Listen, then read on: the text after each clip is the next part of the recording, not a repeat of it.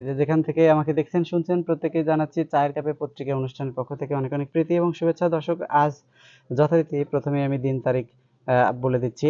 আজ শনিবার 31শে মে 2025, 17ই জ্যৈষ্ঠ 1432 খ্রিস্টাব্দ, 3ই জিলহজ 1446 হিজরি সন। যথারীতি আমি প্রথমেই প্রথম আলোর নিউজ আপনাদের সামনে উপস্থাপন করছি। আজকের প্রথম আলোর উল্লেখযোগ্য শিরোনাম: বাজেট সংস্কারের সুপারিশের প্রতিফলন কমই থাকছে।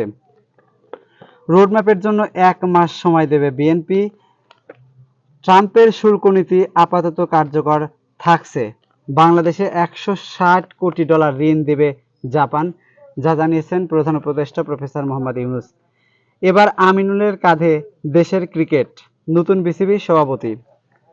জোয়ারের বাঁধে ধস, বিধ্বস্ত 2 শতাধিক ঘরবাড়ি।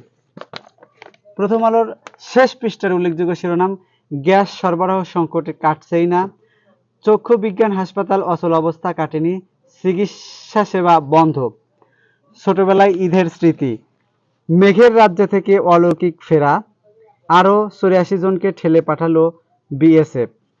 প্রথম আলোর উল্লেখযোগ্য শিরোনাম শেষ পৃষ্ঠা ছিল। এবারে আমি আন্তর্জাতিক খবরের কিছু অংশ আপনাদের সামনে উপস্থাপন করার চেষ্টা করছি। আন্তর্জাতিক খবরের মধ্যে যে খবরগুলো রয়েছে সেটি আমি প্রথম আলোর যে নিউজ সেটি কিন্তু আপনাদের সামনে দেখানোর চেষ্টা করছি। দর্শক, ইসরায়েলি বিমান হামলায় আহত 1 নারীকে উদ্ধার করলো, এলাকা থেকে পালাচ্ছে লোকজন। গতকাল গাজার অবস্থা: 60 দিনের যুদ্ধবিরতি নিয়ে ভাবছে হামাস এবং ইরানকে দ্রুত চুক্তি করতে বলেছে সৌদি আরব।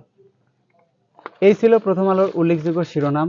বিস্তারিত আমি অন্য একটি অনুষ্ঠানে আপনাদেরকে বলার চেষ্টা করব। দর্শক, এ পর্যায়ে আমি চলে যাচ্ছি দৈনিক করতোয়ার উল্লেখযোগ্য শিরোনাম।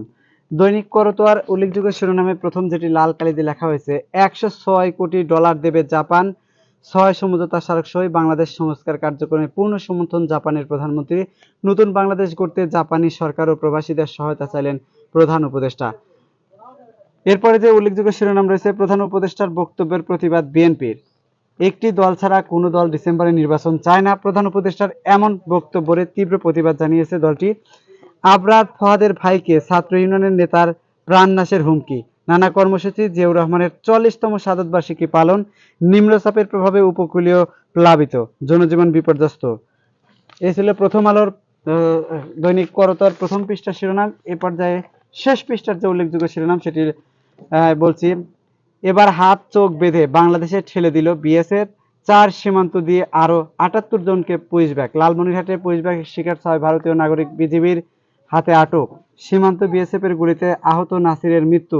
বরগুনায় বেড়িবাঁধ ভেঙে নিম্নাঞ্চল প্লাবিত। মুরগি ডিমের দাম কমলেও মুরগির বাজার চড়া। চালক হেলপার বেঁধে ট্রাক সহ 60 ড্রাম ট্রাক সয়াবিন তেল লুট। চাকরির প্রলোভনে আটক রেখে নগ্ন ছবি তুলে মুক্তিপণ দাবি।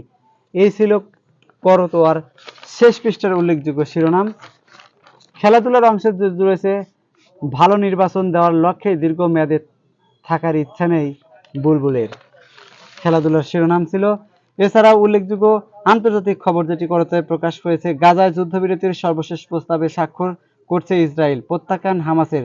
শর্ত সাপেক্ষে পারমাণবিক কর্মসূচি স্থগিত রাখতে পারে ইরান এবং ভারতকে রেড লাইন অতিক্রম করতে দেবে না শাহবাজের হুঁশিয়ারি। এই ছিল করতোয়ার উল্লেখযোগ্য শিরোনাম। দর্শক, আমার অনুষ্ঠানটি কেমন লাগে থাকে, যদি ভালো লেগে থাকে তাহলে অবশ্যই কমেন্ট বক্সে জানাবেন। এতক্ষণ আমার সাথে থাকবার জন্য ধন্যবাদ। সেই সাথে আগামীকাল আবারও যথারীতি ঠিক 11টার সময় পত্রিকার পাতা নিয়ে হাজির হয়ে যাব। ততক্ষণ পর্যন্ত ভালো থাকুন, সুস্থ থাকুন। থাকুন এমএ হৃদয় ফেসবুক পেজের সঙ্গে। আল্লাহ হাফেজ।